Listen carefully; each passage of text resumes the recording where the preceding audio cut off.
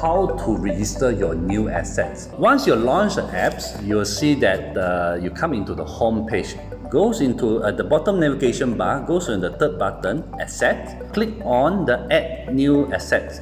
It can be found at the top right corner. So you come across this Add Asset page whereby there are a lot of fields to be filled up. But the compulsory parameters will be the in-house ID, the name given for this particular asset, and subsequently will be the default on the operation side. Other than that, you can fill up the serial number, descriptions, internal memo, image. This is highly recommended for easy recognition for your other users in your factories.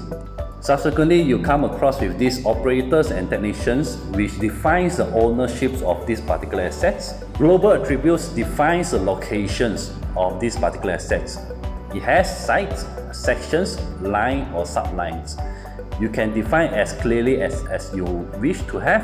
If you don't have it, just leave it blank and click on the Save buttons. Okay, there you go. Successfully register a new asset. That's all for registering a new asset. Thank you.